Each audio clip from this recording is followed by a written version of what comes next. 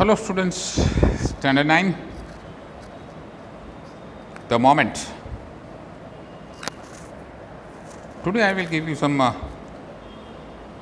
explanations about chapter number 1 of your book, Moments, The Lost Child.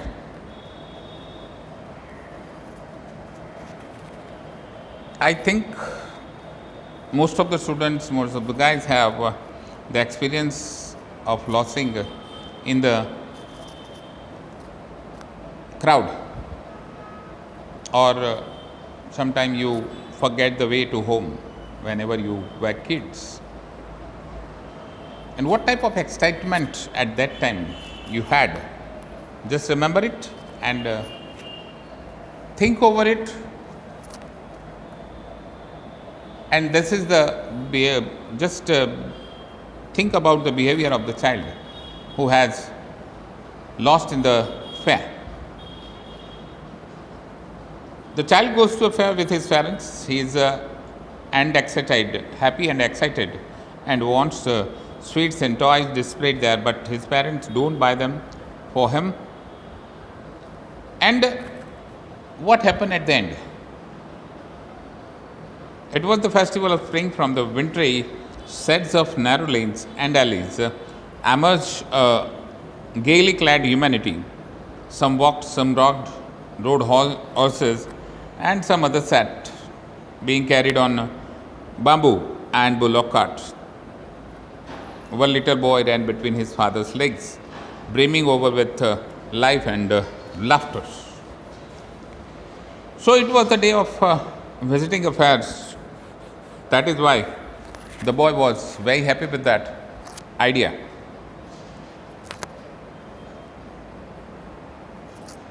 "Come, child, come," called his parents as he lagged behind, fascinated by the toys in the shops that lined the way. Yeah, obviously that is happening every time. It happens frequently. So whenever, as you go to the market also, whatever is your demand, you just talk over that shop. He hurried towards his parents, his feet obedient to their call, his eyes still lingering on the receding toys.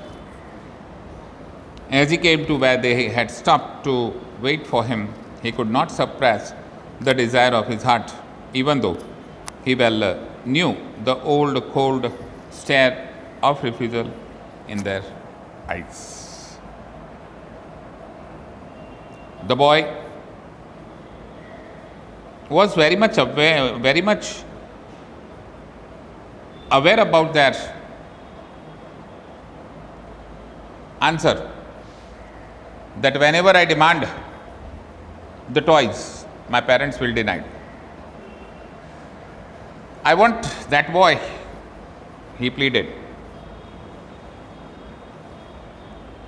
"I want that toy." His father looked at him red-eyed. In his familiar tyrant way, his mother, melted by the free spirit of the day, was tender, and giving him her finger to hold, said, "Look, child, what is before you?" So this is the way of parents. Father, red-eyed, turned his eye in red, and mother tried to melt it. It was a flowering mustard field, pale like melting gold, as it swept across miles and miles of even land. A group of dragonflies were bustling about on their gaudy purple wing, intercepting the flight of a lone backed bee or butterfly in search of sweetness from the flowers. The child followed them in the air with his gaze till one of them would till its wings and rest, and he would try to catch it, but it would go fluttering, flapping up into the air. When he had almost caught it in his hands, then his mother gave a cautionary call, "Come, child, come on to the footpath." He rushed behind the butterfly. The butterflies fluttering here and there, and whenever at one butterfly, when he tried to catch it, his mother called him.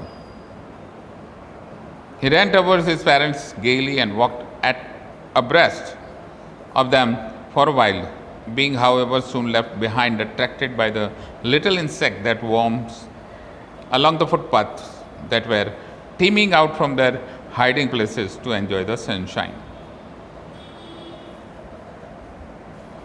Come, child, come, his parents called from the shade of a grove where they had seated themselves on the edge of a wall. He ran towards them. A shower of young flowers fell upon the child as he entered the grove, and forgetting his parents, he began to gather the raining petal of in his hand. But lo, he heard the cooing of doves and ran towards his parents, shouting, "The dove, the dove!" The raining petals dropped from his forgotten hands. Again, his parents shouted, "Come, child, come, child." They called to the child, who had now gone running in the wild capers round the banyan tree, and gathering him up, they took the narrow, winding footpath which led to the fair through the mustard field. Yes, as they neared the village, the child could see many other footpaths full of throngs converging to the whirlpool of the fair, and felt at once repelled and fascinated by the confusion of the world he was entering. Fair Place is a world of imagination. Here the writer Mulk Raj Anand tried to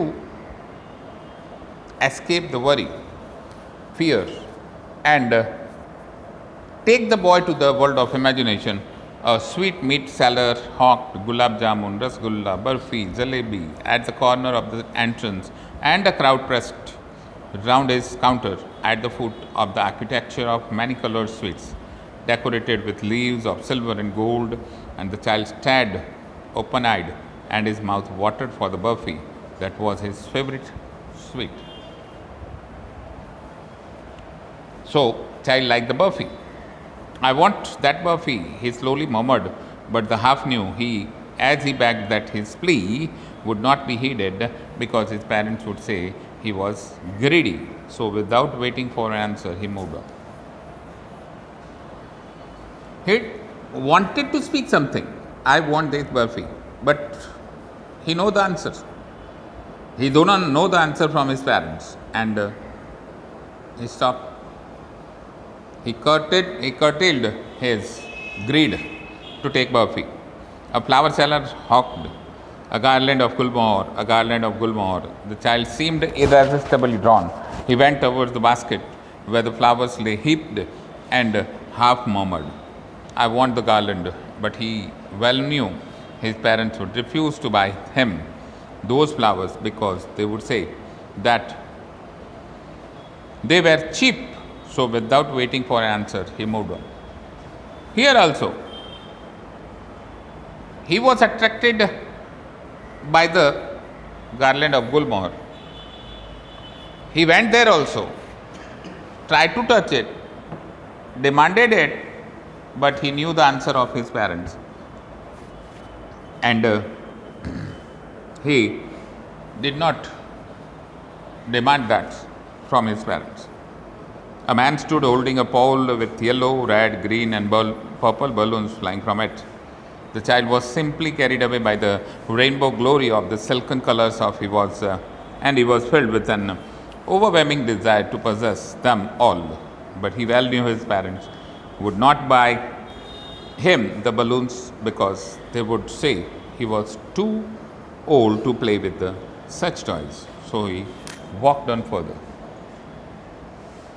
Even he did not force his parents that please take balloons for me, because he knew the answer. A snake charmer stood playing a flute to a snake which coiled itself in a basket. Its head raised in a graceful band like the neck of a swan, while the music stole into his invisible ears like the gentle rippling on the invisible waterfall. The child went towards the snake charmer. But knowing his parents had forbidden him to hear such coarse music as the snake charmer played, he proceeded further. Even he did not go to the snake charmer. There was a roundabout in full swing. Men, women, and children carried away in the whirling motion, shrieked and cried with dizzy laughter. The child watched them intently, and then he made a bold request. I want to go on the roundabout, please, father, mother. Even his parents were not ready to take him to the roundabout. He forced them and even literally pleaded them that please take me to the roundabout. So here, the boy visiting the fair had come through a lot of places, lot of things, but everywhere his parents denied, and he was lost his courage. Thank you. We stop here.